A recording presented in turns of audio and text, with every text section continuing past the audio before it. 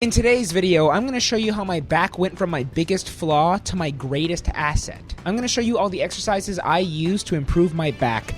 This is only a 6-month difference. I think the change is extraordinary. You can see on the left, I'm doing like a rhomboid spread. I have 0 lats, no development. I originally only had 1 back day a week, but I found I made exponentially more progress when I divided my back exercises into 2 pull days instead of just 1. I'm going to give you all the exercises I did, and you can program them into a 5 to 6 day routine. But if you want to only hit back once a week, at the end of the video, I'll give you my back day routine. It's not going to be as effective as splitting up these exercises over the course of 2 days, but with proper intensity, you can still make great gains with 1 day.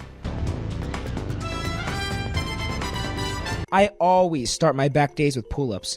This works your lats, but it mainly targets the upper portion of your lats. Pull-ups can be a very hard exercise to do, but once you get the hang of them, they're very easy to progressive overload. I personally prefer to do weighted pull-ups to failure for 6 to 8 reps. Roll your scapulas back, keep a mid-range, pull your chest up to the bar, or at the very least, chin over the bar. If you can't do pull-ups yet, use an assisted pull-up machine. If you don't have an assisted pull-up machine, I've also seen people put a band around their foot and then attach it to the pull-up bar, and it helps them pull themselves up. When it comes to pull-ups, I usually only do 2 sets to failure. I know some people don't like pull-ups, especially heavier guys. I honestly think it's very important to have enough functional strength to move your own body and pull yourself up, but if you really hate pull-ups, you can do bent over rows instead. Bent over rows will also target your traps, especially if you're more upright, but they also target your upper lats. I like to hinge at my hips pretty low, grab the bar with a mid to long range grip.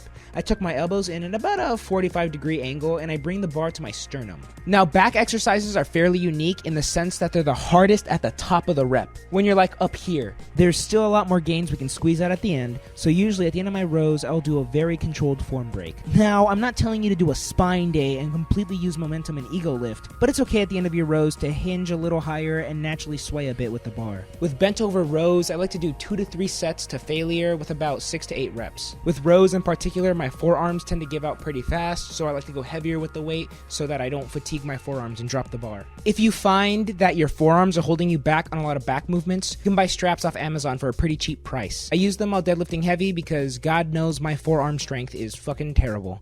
I've been training my grip strength with pull-ups and dead hangs, but there's nothing wrong with getting some wrist wraps and busting them out every once in a while to truly bring your back to failure. After hitting my first lat exercise, I'll do an upper back exercise, either hitting my trapezius or rear delts. The rear delts are the back of your shoulder. They pop out and give your shoulders a really cool 3D look. I like to do cross-body rear delt extensions. Position the cable so they align through your elbow and your shoulder. Pull across your body at a 45-degree angle and squeeze. Keep your elbows fixed throughout the entire movement and do not use your triceps. Once you have reached failure after 6 to 8 reps, go beyond failure and start doing face pulls. This will activate your traps, but it will continue to work your rear delts as well. If you don't have a functional trainer like the one I'm using, you can also use a single cable as so. You can also do face pulls with a single cable and go to failure. After an upper back movement, I like to go back to my lats. I find that working out this way is a lot more beneficial for me, and I can pull a lot more weight. I let my lats rest as I hit my traps, and then I let my traps rest as I hit my lats. So the next exercise I do is actually my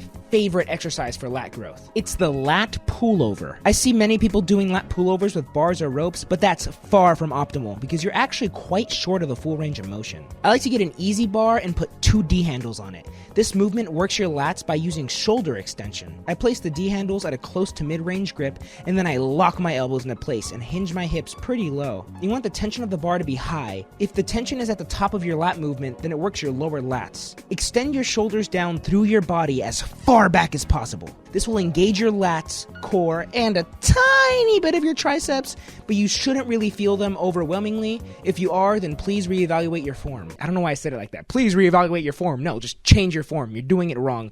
A common mistake I see is when people do lat pullovers, they'll do this with their arms, keep it locked, keep it there. For my final upper back movement, I like to do face pulls. I do 2 sets of face pulls with the cable high and the cable low. Use a rope, a longer one than this if your gym has one available.